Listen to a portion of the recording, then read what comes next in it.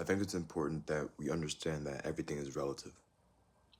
And I mean that not in like a physical sense, because yes, that's true in that, time is relative, distance is relative, size is relative. But I also just mean in the way that we interact with ourselves and the way that we interact with other people. I think it's so important that we recognize that the way that you describe yourself is often in relativity towards other people.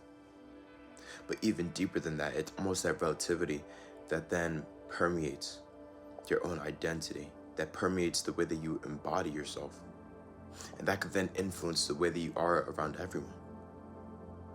So, like the example that I have for this is, let's say that you're in a group of people and you genuinely believe and you feel that you're the funniest person in that group. Then almost that interaction, that relativity with other people will then cause you to think that you are a funny person, which will then allow you to be a funnier person around everyone, regardless of whether you're with the original group or not.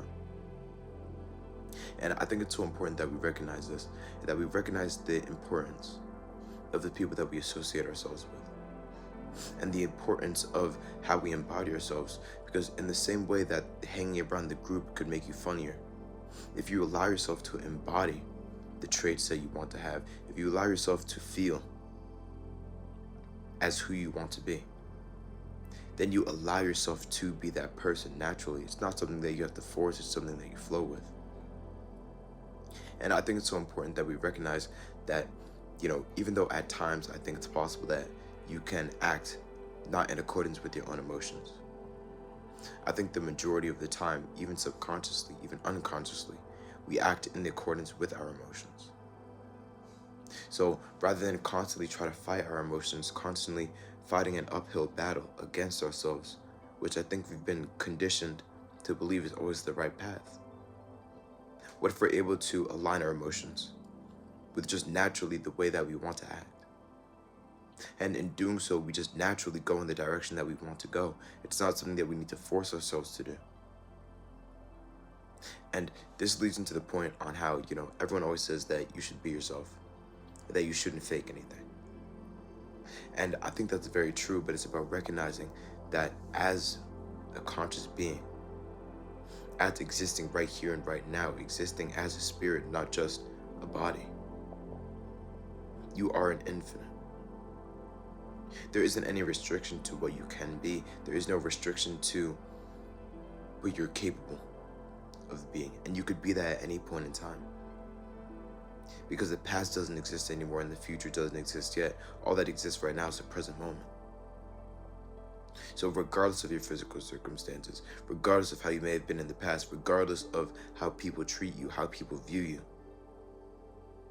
you could be anything at any point in time. At this very moment right now, I could say I'm the strongest person. Or even deeper than that. Because this goes back to another point, but in how I said that everything is relative, I think it also means that when we identify ourselves, we shouldn't identify in comparative terms. We shouldn't say I am the strongest or I am stronger than other people, but rather just I am strong. So by substantiating that emotion, by substantiating the feeling of being a strong person, I then allow myself to act naturally in accordance with that. And that may be going to the gym, it may be eating healthy, it may be lifting weights, doing all these sorts of things. But you're not doing it because you're forcing yourself to, you're doing it because it's how you feel. So I think it's so important that we recognize how important emotional regulation is. Because I think that, what controls your emotions controls you. If someone can control the way that you feel, if the world can control the way that you feel, then they'll always have power over how you act the majority of the time. So it's almost about taking away the power that the world has on your internal state, the power that the world has on your emotions, and substantiating that power, that control for yourself. Because it's not up to us to control the things outside of us. I can't add a single hair to my head. That's up to God to do. But what I can do is control my internals. I can control how I think and how I feel. And we do this all the time whenever we're imagining, any negative scenario that we're going through, or even just imagining any scenario in general. That's not something that has necessarily happened. We then feel a certain way about it. We may be angry, we may be anxious, we may be frustrated. But you're literally just substantiating those negative emotions for yourself. There's no proof that those things are actually happening because they're not happening right now. Like I said, the past doesn't exist anymore and the future doesn't exist yet. All we have right now is the present moment. So by substantiating those negative emotions, you're almost perpetuating that negativity throughout your life.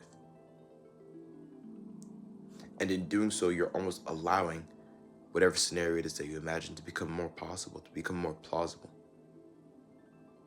So then why don't we flip that on its head and instead take the positive route? And do this in a positive manner, in a consciously positive manner. Imagining the scenarios that we do want to happen, feeling the emotions that we do want to have. And in doing so, we allow ourselves to feel those emotions, to live that lifestyle, and to embody being that person. Which will then allow, whatever it is that you're looking forward to find itself within your life. Because the Bible says that faith without works is dead. And I think that the works aspect of that is what you do internally. And that's not to say that you could just sit internally, feel a certain way, then never do any physical work or any actual action. But it's about recognizing that when you truly do the internal work, then the external, it's just a way of life.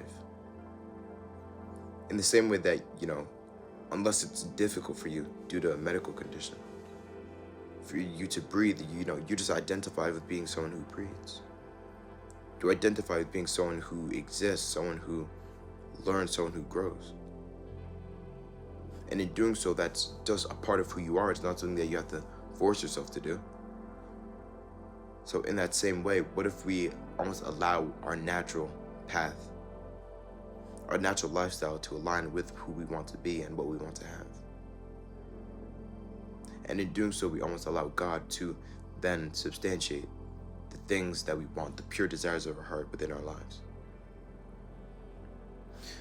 The Bible verse I have for this video is taken from Proverbs 23, verse 7.